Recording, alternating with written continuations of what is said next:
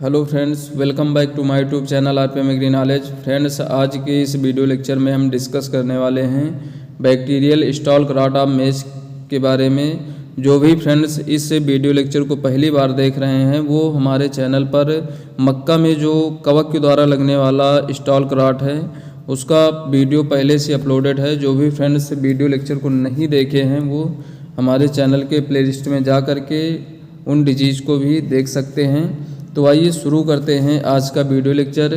Bacterial stalk rot of maize या फिर जीवाणुज व्रंत विगलन के नाम से इसको हम जानते हैं। और इस रोग की जो जानकारी है वो साबिट ने 1954 में इजिप्ट में दिया था और इसके पश्चात ये रोग अमेरिका और दक्षिणी अमेरिका में भी देखा गया।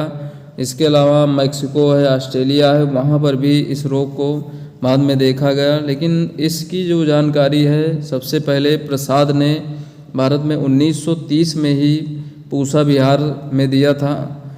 और ये रोग जहाँ पर अधिक वर्षा होती है वहाँ पर काफ़ी अधिक मात्रा में विनाशकारी रूप में ये रोग उत्पन्न हुआ है। जैसे आपके उत्तर प्रदेश का जो तराई क्षेत्र यानी जो उत्तराखंड में आपका क्षेत्र आ जाता है, बिहार, राजस्थान, आंध्र प्रदेश और कश्मीर, इन सब में काफ़ी सीवियर इन्फेक्शन इसका देखने को मिला है मक्का की फसल पर। इसका जो प्रकोप है अन्य राज्यों में भी जहाँ पर अधिक वर्षा है वहाँ पर देखने को लगातार मिलता है। अब इसके हम सिम्टम्स या लक्षण की बात करें कि इसमें किस प्रकार के सिम्टम्स बनते हैं जिससे आप रोग को आसानी से पहचान सकते हैं। तो इसमें सर्वप्रथम क्या होता है, जो पौधे की ऊपरी पत्तियां होती हैं वो सूखना प्रारंभ कर देती हैं तथा जो पौधे की निचले गांठें होती हैं, नोट्स होती हैं, वो सड़ जाती हैं, अर्थात वो भी क्या हो जाती हैं, विगलित हो जाती हैं। और ये जो विगलन होता है ये तने के 2-3 पोरियों तक ही लगभग शुरुआत में सीमित होता है। जो यहाँ पर तनों पर धब्बे होते हैं वो जल सिक्त यानी वाटर सोक्ड धब्बे दिखाई देते हैं और ये धब्बे भूरे रंग के दिखाई देते हैं। इसके अलावा इनके जो तने के छिलके एवं भीतरी भाग भी इसमें सड़ जाता है, यानी इनका जो ऊपर वाला पोर्शन है, छिलका है, वो भी विगलित हो जाता है। और अंदर का भी जो पित्त होता है वो मज्जा भी पूर्णतया विघटित हो जाता है, अर्थात वो भी विगलित हो जाता है। और वैस्कुलर बंडल उस कंडीशन में उसी में बिखर जाते हैं। फिर उसके बाद जो पर्णछद होती हैं उस पर भी हल्के से गहरी भूरी विगलन दिखाई देने लगता है। यहाँ पर इसको देखोगे तो इस जगह पर जो सिम्टम्स हैं वो पर्णछद पर दिखाई दे रहे हैं, हल्के या गहरे भूरे यहाँ पर दिखाई देते हैं, जिससे ये भी पार्ट गला हुआ दिखाई देने लगता है। और उस कंडीशन में पौधों की जो बालियाँ होती हैं और भुट्टे भी संक्रमित हो जाते हैं, अर्थात यहाँ पर देखेंगे तो ये गांठें यहाँ पर विगलित हो जाती हैं, जिससे क्या होता है कि जो भुट्टे या बालियाँ हैं वो नीचे की ओर लटक जाती हैं। यहाँ पर आप देख सकते हैं इन्फेक्शन काफ़ी सीवियर हुआ है, जिसके कारण ये पूरा पार्ट यहाँ पर सड़ गया है, जिससे दोनों को अगर आप हटाएं तो आसानी से यहीं से टूट जाता है। इस कंडीशन में क्या होता है कि पौधे जो होते हैं वहाँ से दुर्गंध भी आने लगती है, सड़ी जैसी दुर्गंध आती है। ये इसके सिम्टम्स हो गए। अब इसके बाद हम इस रोग की ईटियोलॉजी या रोग हेतु विज्ञान देख लेते हैं। इसका जो पैथोजन या जो काजल ऑर्गेनिज्म है इरविनिया क्राइजैंथेमी पैथोवर जेई है। और इसकी सिस्टमैटिक पोजीशन या वर्गीकृत स्थान किंगडम प्रोकैरियोटी है। डिवीजन इसका ग्रेसिलिक्यूट्स है। क्लास प्रोटियोबैक्टीरिया है। फैमिली इसकी एंटोरोबैक्टीरिएसी है। और जीनस इसका इरविनिया, स्पीशीज इसकी क्राइजैंथेमी। इसके अलावा मक्का में जो स्टॉल्क rot bacterial stalk rot disease है ये 2 अन्य इसकी स्पीशीज या पैथोजन के द्वारा देखा गया है, जिसमें एक इरविनिया डिसॉल्वेंस है और दूसरा स्यूडोमोनास सिरंगी पैथोवर लैप्सा है। इसके द्वारा भी डिजीज देखा गया है, लेकिन ज़्यादातर जो रोग है वो इरविनिया क्राइजैंथेमी पैथोवर जेई के द्वारा देखा गया है। अब इसके बाद हम जीवाणु की अन्य संरचनाएं के बारे में जान लेते हैं। जैसे इसकी जो कोशिकाएं होती हैं वो रॉड शेप्ड यानी दंडाकार होती हैं, यहाँ पर फिगर देख रहे होंगे, और ये माप में 0.5 से 0.7 इनकी जो चौड़ाई होती है ये होती है, और इनकी जो लंबाई, ये वाला जो लंबाई है वो 1.5 से लेकर के 3 माइक्रोमीटर तक होती है।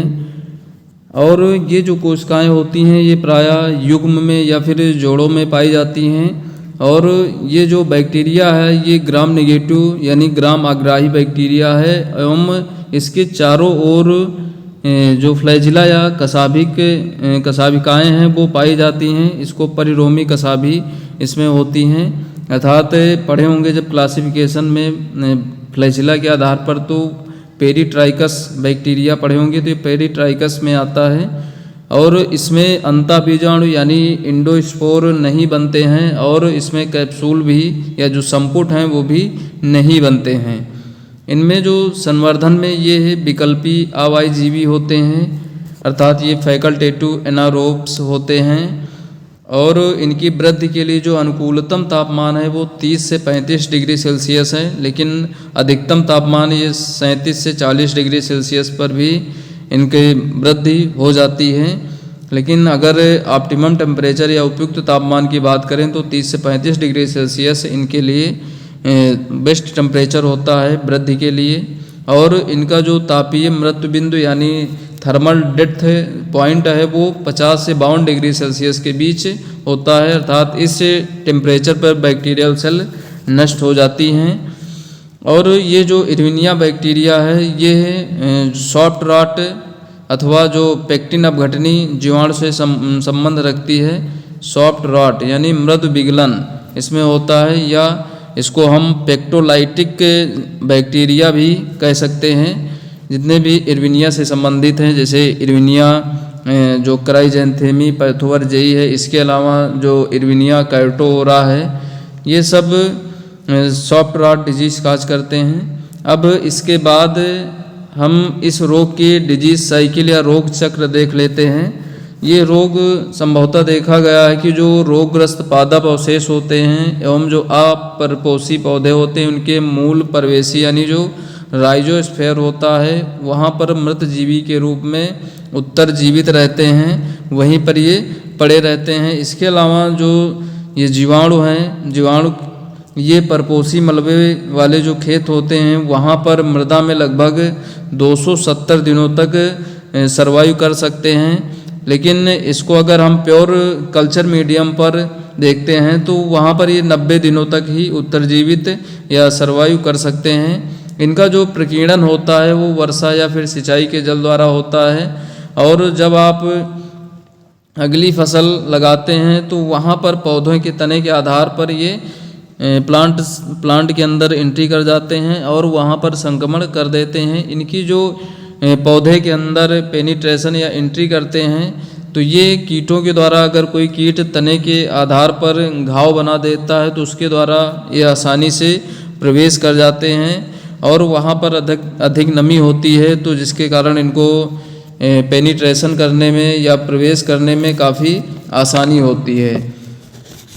अब इसके बाद इसका डिजीज़ मैनेजमेंट या रोग प्रबंध आप कैसे करेंगे, तो इसमें एक आप प्रिवेंटिव मेजर्स अपनाते हैं। जैसे रोग ना हो उससे पहले ही आप क्या क्या कर सकते हैं कि आपके फसल में रोग ना फैले, जिसमें आप प्रिवेंटिव मेजर्स अपनाते हैं। जैसे कोई भी आपके रोग ग्रसित फसल है तो वहाँ पर रोग लगा हुआ है तो उस खेत की आपको सफाई कर देनी है, अर्थात फील्ड सैनिटेशन, यानी जो रोग ग्रसित फसल है उसको आपको सफाई करना है। अगर उसमें कोई ठूंठ वगैरह रह गए हैं मक्का के तो उनको आपको एकत्र करके जला देना है।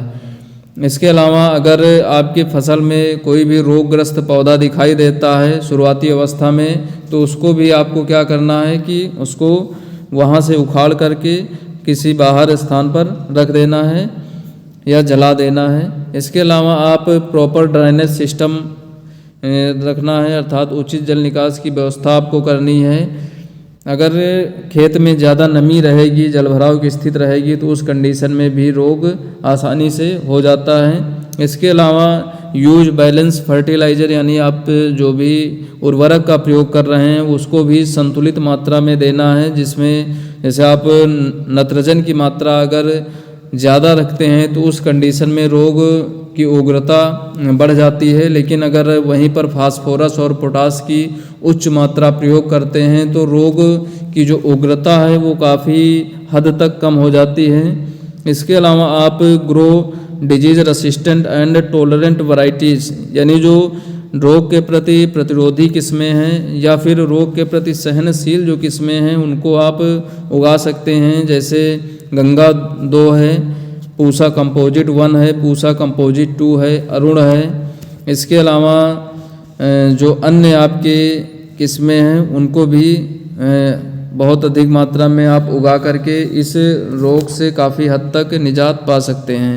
इसके अलावा आप यूज इंसेक्टिसाइड, यानी जो कीट तने को काट देते हैं जिससे बैक्टीरिया आसानी से आपके प्लांट के अंदर एंट्री कर जाता है, तो उसके लिए खेत में इंसेक्टिसाइड का भी प्रयोग करना है। अगर कोई भी कीट वहाँ पर दिखता है जो तने के आसपास काट देता है, या फिर अगर जो तने में स्टेम बोरर लगता है तना छेदक, उसको आपको कंट्रोल करना होता है, तो जिससे बैक्टीरिया आसानी से आपके प्लांट सेल के अंदर या प्लांट में एंट्री ना करे।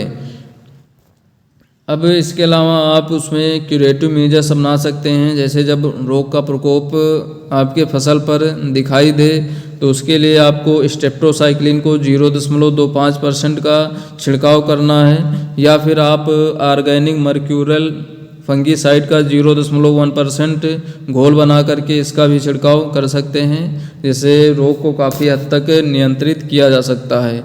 तो ये था हमारा आज का वीडियो लेक्चर। कैसा लगा कमेंट बॉक्स में ज़रूर बताएं। वीडियो को ज़्यादा से ज़्यादा शेयर करें, लाइक करें और चैनल को सब्सक्राइब करें।